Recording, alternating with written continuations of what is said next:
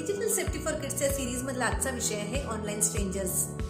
आजकाल सगळी मुलं गेम खेळतात किंवा वेगवेगळे ऍप्स वापरतात. त्यामध्ये एक फीचर असतो फ्रेंड रिक्वेस्ट किंवा चॅट, जिथं कुणीही सहज मेसेज करू शकतं. हाय, आपण फ्रेंड्स बनूया. आणि अशी रिक्वेस्ट आली की एका क्लिक वरती मुलं लगेच एकमेकांचे मित्र बनतात आणि मग हळूहळू त्यांचं चॅटिंग सुरू होतं. मग तुझं नाव काय, तू कुठे राहतोस, तू खूप छान खेळतो, अशा गप्पा सुरू होतात. आणि मुलांना वाटतं हा तर माझा ऑनलाईन फ्रेंड आहे, पण स्क्रीनच्या मागं नेमकं कोण आहे कुणालाच माहिती नसतं. तो खरंच तुमच्यासारखा एखादा मुलगा आहे की मोठा माणूस आहे, तो खरंच फ्रेंड आहे की फक्त ट्रस्ट मिळवण्याचा प्रयत्न करत आहे, याची स्वतःला, त्या मुलाला आणि इव्हन आई वडिलांना सुद्धा त्याची काहीच कल्पना नसते. आणि याची सुरुवात खूपच साधी असते, म्हणजे अगदी नॉर्मल चॅटने सुरू झालेली असते. पण हळूहळू ती व्यक्ती, तू माझा बेस्ट फ्रेंड आहेस, तू खूप छान आहेस, तुझा मला फोटो पाठव किंवा आपण प्रायव्हेट चॅट करूया, अशा गोष्टी हळूहळू सुरुवात व्हायला लागते. आणि मग मुलं इमोशनली अटॅच होतात.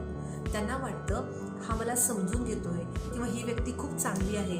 आणि जेव्हा मुलांना असं वाटायला लागतं ना, तिथंच खरा धोका सुरू होतो. चॅट करू नकोस, कुणाशी असं बोलू नकोस, असं सांगण्याचा खरंच फायदा होत नाही. मग आपण पालक म्हणून आधीच किंवा नेमकं काय करायचं? सगळ्यात पहिला उपाय म्हणजे मुलांना स्पष्ट समज द्यायची, अगदी क्लिअर सांगायचं. ऑनलाईन मध्ये जो कोणीही व्यक्ती आहे तो ओळखीचा नाही, तो स्ट्रेंजर आहे. तो कितीही गोड बोलला, छान बोलला तरी तो सेफ असेलच असं नाही. दुसरी गोष्ट म्हणजे समोरच्या व्यक्तीवरती लगेच ट्रस्ट करायचा नाही. कुणीतरी फक्त बेस्ट फ्रेंड म्हणाला म्हणून तो खरा फ्रेंड होत नसतो. रिअल फ्रेंड तो असतो जो आपल्या रिअल लाईफ मध्ये असतो.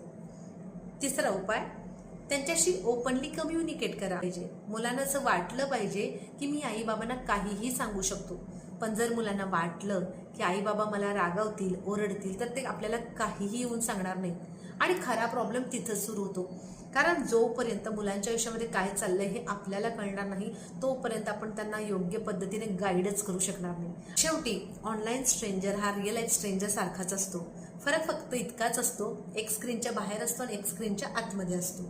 म्हणून मुलांना फक्त टेक्नॉलॉजी वापरायला शिकवू नका, त्यांना लोकांवर कधी ट्रस्ट करायचा आणि कधी नाही हे सुद्धा शिकवणं तितकंच गरजेचं आहे. धन्यवाद.